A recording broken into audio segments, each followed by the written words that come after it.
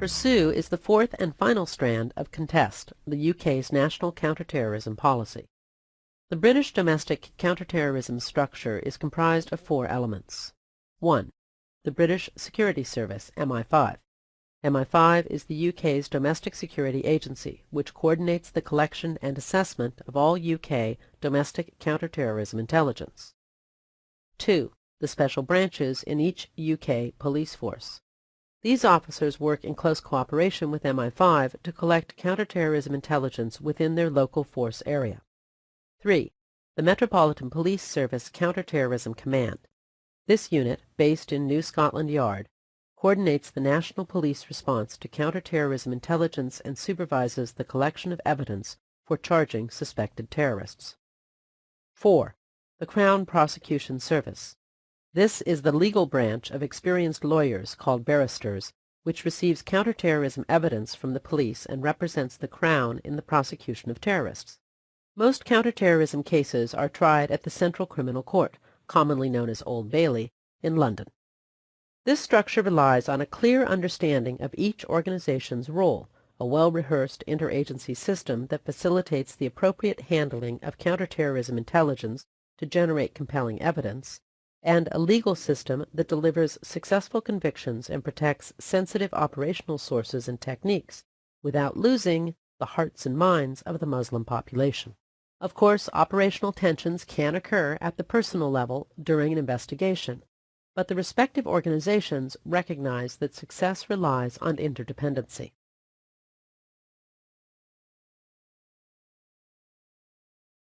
The importance of interagency cooperation is continually affirmed. According to Jonathan Evans, Director General of MI5, quote, "The security service has many partners, but none is more crucial than the police. The police collect intelligence beside us, help convert it into evidence for court, and face the dangers of arresting individuals who have no concern for their own lives or the lives of others.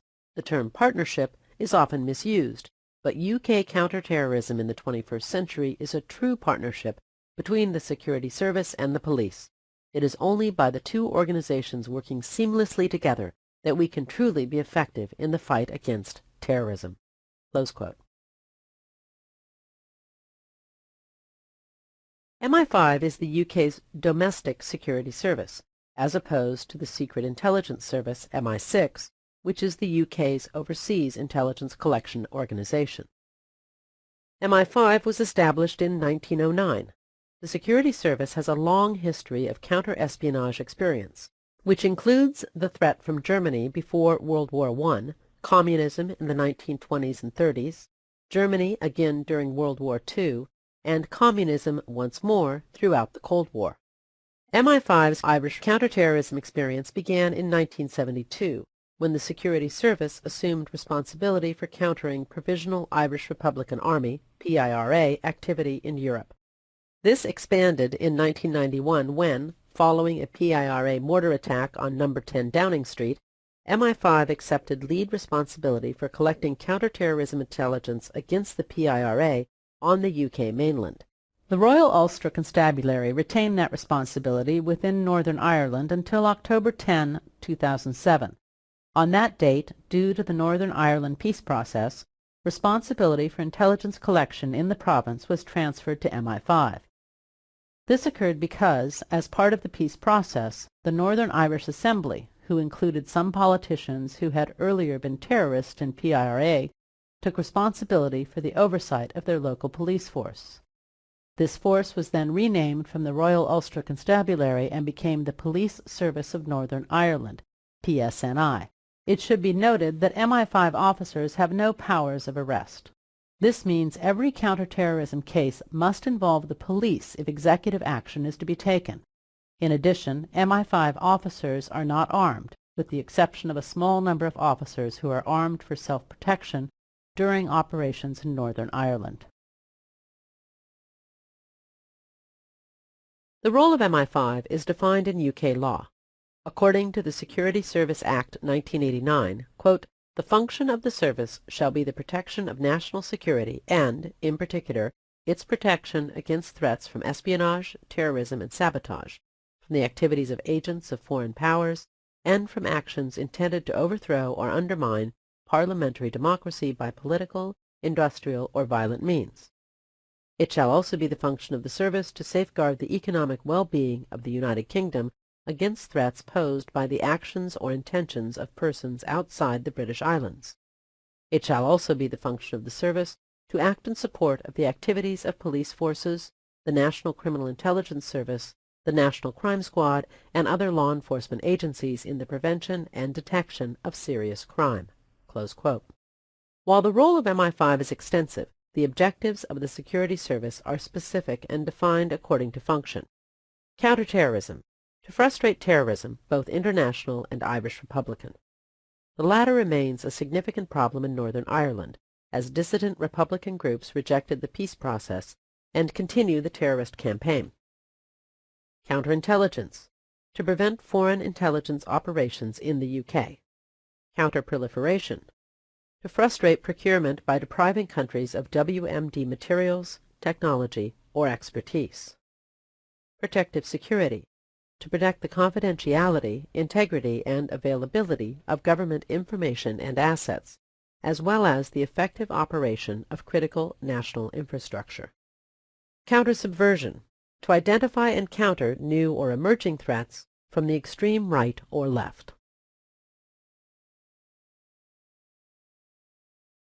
MI5 operates in a unique fashion, known as the desk officer system.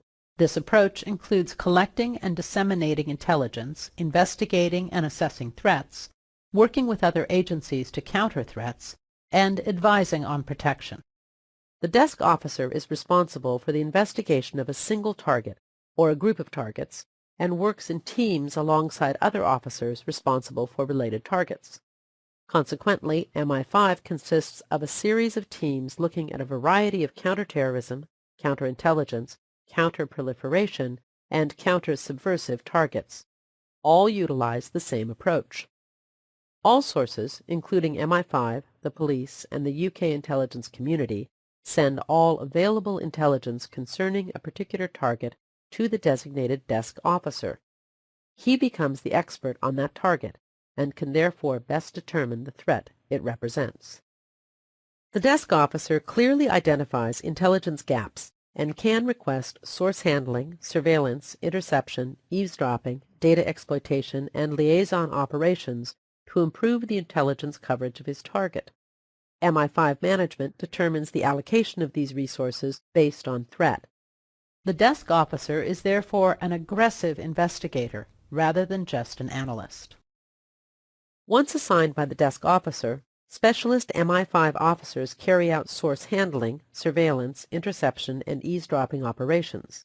Intelligence generated during such operations is then relayed to the desk. The desk officer also remains in constant contact with the special branch police officer in the area where the target resides, and their partnership progresses the investigation. If the investigation reveals a terrorist threat to life or property, MI5 management alerts Counterterrorism Command, and if necessary, a full covert 24/7 operation is mounted. The desk officer then becomes a key member of the Forward Intelligence Cell, where he monitors and assesses all incoming intelligence.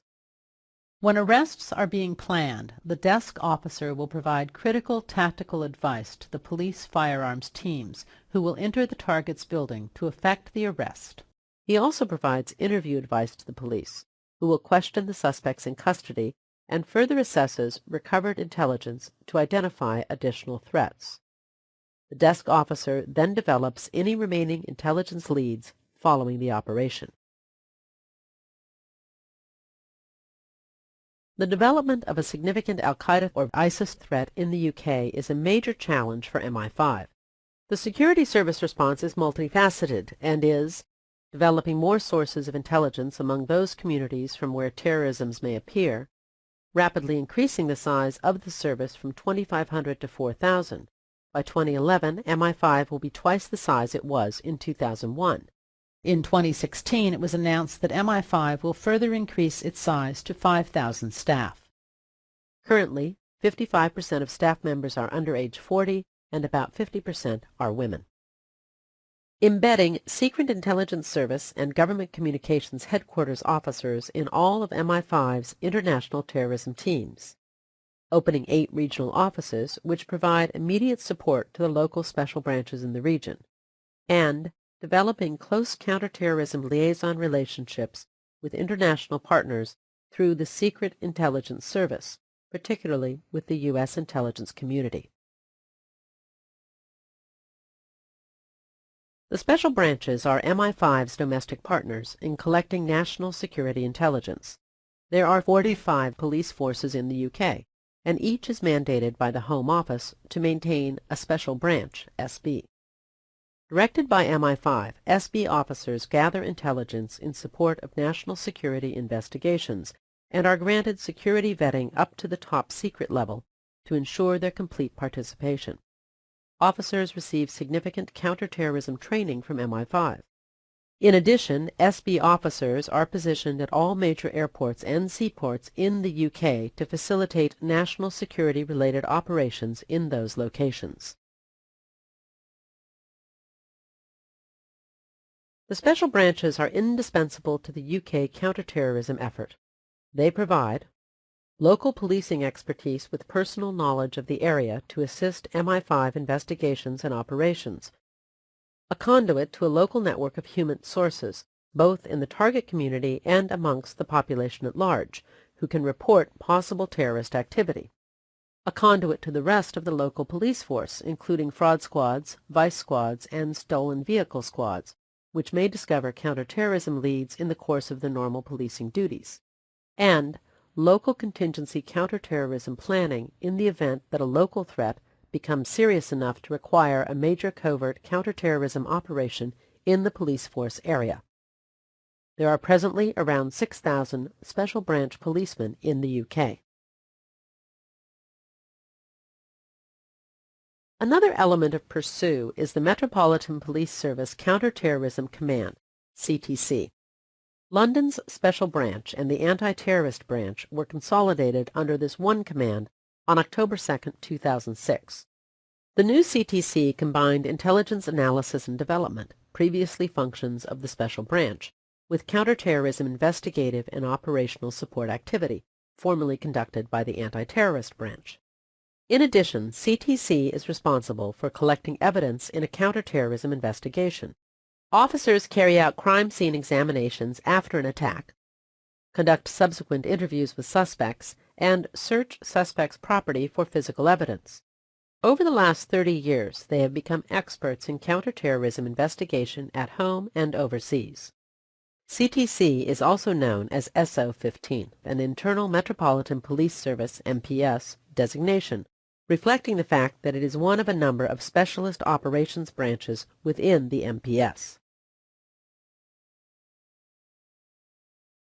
As listed on the Metropolitan Police Service website, CTC responsibilities include 1. Bringing justice to those engaged in terrorist, domestic extremist, and related offenses. 2. Providing a proactive and reactive response to terrorist offenses. 3. Supporting the National Coordinator of Terrorist Investigations outside London. 4. Gathering and exploiting intelligence on terrorism and extremism in London. 5. Assessing, analyzing, and developing intelligence to drive operational activity. 6. Engaging in partnerships with London's communities in order to understand their concerns and to provide reassurance and support where needed. 7. Providing specialist security advice and services internally and externally. 8. Providing an explosive ordnance disposal, EOD, and chemical, biological, radiological, and nuclear, CBRN, capability in London. 9. Assisting the British Security Service and Secret Intelligence Service in fulfilling their roles. 10. Being the police's single point of contact for international partners in counterterrorism. 11. Assisting in the protection of British interests overseas and the investigation of attacks against those interests. To fulfill this role nationally, CTC now has 4 regional offices, which are co-located with MI5 regional offices and manned by CTC and local officers. The CTC regional offices provide immediate support to local forces in counterterrorism investigations. The course of a successful counterterrorism investigation in the UK begins with MI5 and the special branches uncovering a plot while acquiring and assessing covert intelligence. They then consult the Metropolitan Police Counterterrorism Command, CTC, which is led by a Deputy Assistant Commissioner. This officer is also appointed the National Coordinator of Terrorist Investigations. In this role, he ensures appropriate operational coordination between the UK police forces involved and supervises the preparation of the evidential case against the suspects. Based on the potential threat to the public or intelligence considerations such as source protection, the National Coordinator determines if police executive action is required. If so, CTC and Crown Prosecution Service execute a successful arrest and subsequent prosecution, while MI5 and the special branches continue to gather intelligence revealed during the evidential investigation and court case. Depending on threat assessment, the duration of a major covert terrorist investigation may vary considerably. Some have lasted up to 6 to 8 weeks, others just several days. Major covert terrorist investigations are organized according to 3 primary functions: government strategy, operational command, and tactical command. Government strategy is orchestrated at Cabinet Office Briefing Rooms, COBR, a government coordination facility activated during national emergencies or crises. COBR is chaired by the Home Secretary, or the Prime Minister in the event that there is a major terrorist threat. Meetings are attended by other government ministers, the National Coordinator, the MI5 Director General, and representatives of the UK intelligence community. The frequency of COBR meetings depends entirely on the operational situation, but they typically occur daily in the latter stages of an operation. COBR is tasked with providing high-level interface between political, law enforcement, and intelligence community members during major counterterrorism investigations, coordinating government strategy, ensuring appropriate inter-ministry cooperation, and briefing the Prime Minister on developing counterterrorism situations. COBR dictates strategy but does not command the operation in detail. Operational command is conducted by the Executive Liaison Group, ELG. ELG is chaired by the National Coordinator, and meetings are attended by MI5 officers responsible for briefing the group on the operation's current intelligence situation and assessing possible developments. The CTC Senior Investigating Officer, responsible for gathering evidence to charge suspects once arrested, and Senior Regional Police Force Commanders, in whose area the operation is mounted. The frequency of ELG meetings depends on the pace of the investigation, but they may occur 2 to 3 times daily in the latter stages of a major operation. ELG is tasked with providing operational command, thus dictating the investigation strategy, ensuring appropriate coordination between intelligence and evidential interests, delegating operational authority as necessary, and considering community outreach and press-related issues. Tactical command of the operation is conducted by the Joint Operational Team, JOT, deployed at the police headquarters of the force in whose area the operation is running. In addition to major covert terrorist investigations, continuous live operations are also conducted. However, the same system is effective. In a speech on April 24, 2007, Peter Clark, the then Deputy Assistant Commissioner and National Coordinator of Terrorist Investigations, emphasized, quote, "There can be no doubt that the most important change in counterterrorism in the United Kingdom in recent years has been the development of the relationship between the police and the security service. It is no exaggeration to say that the joint working between the police and MI5 has become recognized as a beacon of good practice.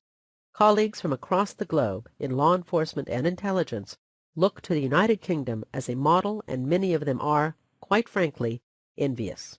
Close quote. Even so, the UK is not complacent and fully expects future terrorist attacks, as many counterterrorism challenges remain.